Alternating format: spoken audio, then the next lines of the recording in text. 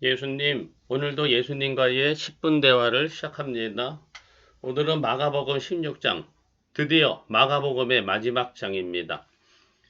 예수님의 부활과 승천의 말씀입니다.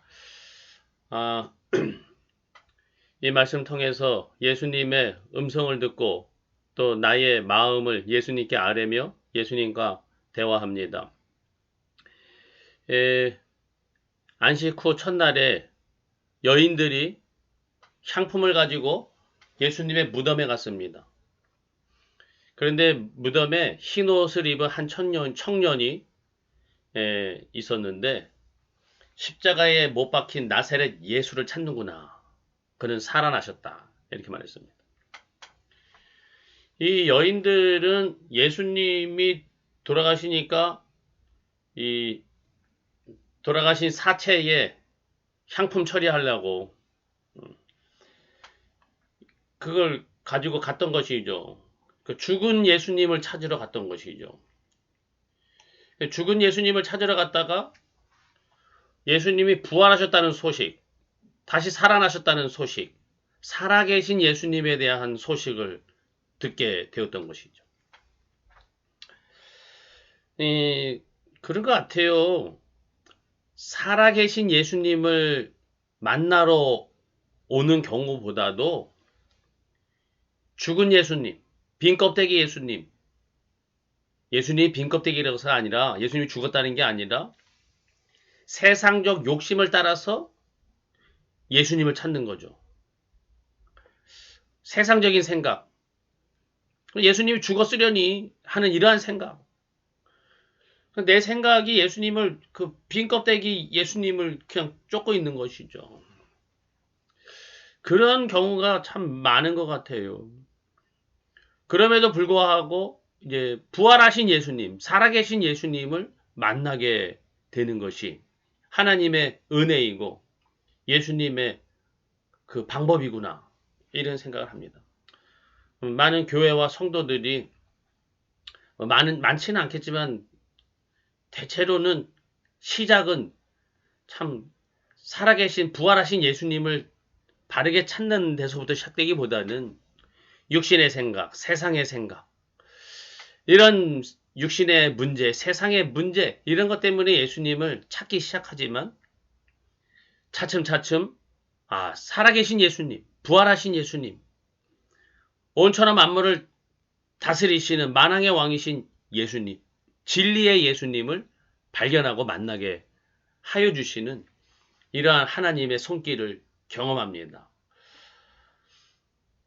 여자들이 몹시 놀라 떨며 도망하고 무서워서 아무 말도 못하더라.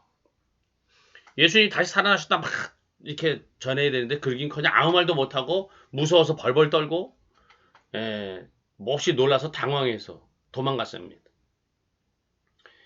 예수님이 부활하실 거라고 전혀 생각하지도 못했다는 것이죠. 예수님은 십자가 지시기 전에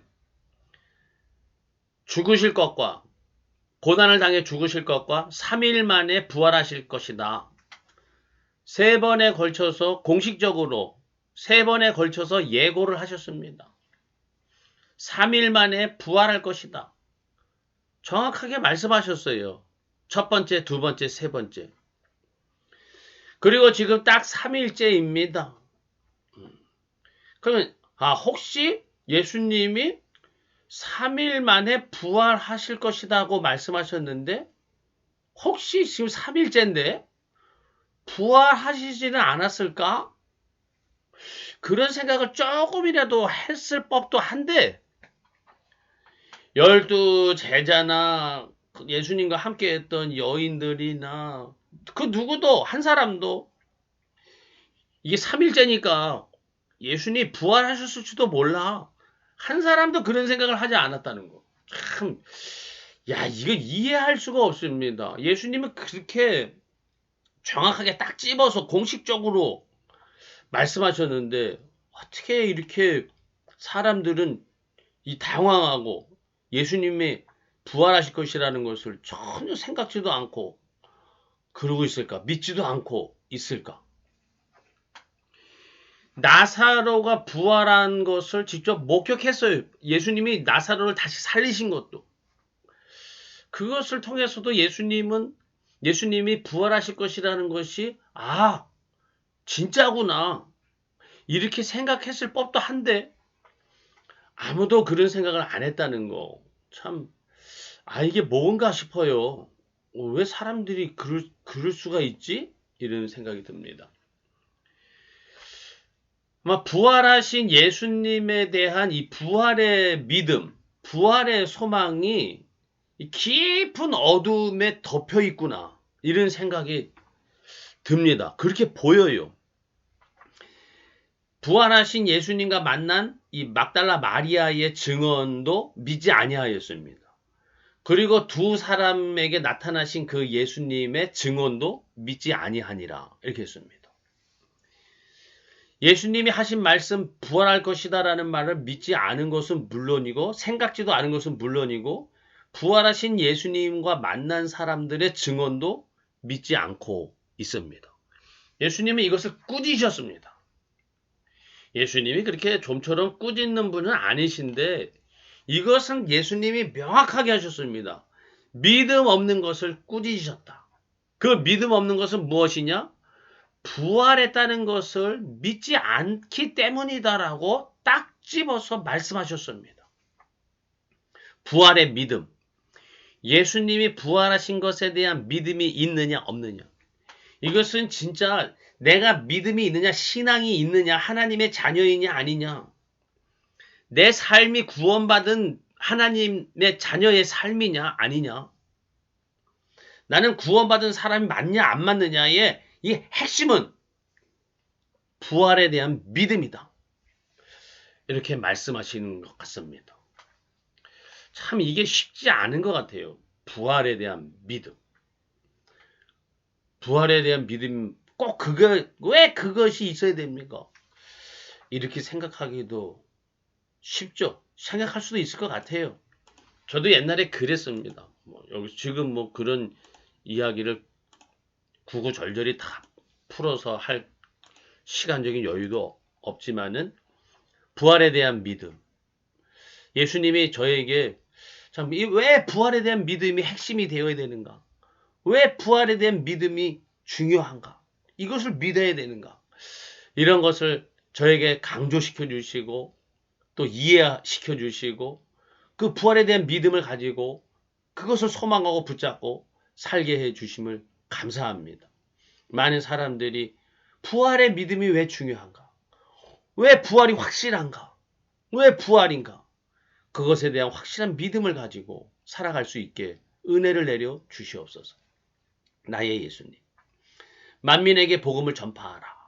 믿는 자들에게는 귀신을 쫓아내고 새 방언을 말하고 뱀을 집어 올리며 독을 마실지라도 해를 받지 아니하고 병든 사람에게 손을 얹은즉 나으리라 말씀하셨죠. 이거를 육신적으로, 육체적으로, 세상적으로, 물리적으로 이해할 수도 있겠지만은 부활의 관점에서 좀 한번 바라보면요. 바라봅니다. 한번 예수님. 이게 딱 이것이다 하는 것은 아니고요.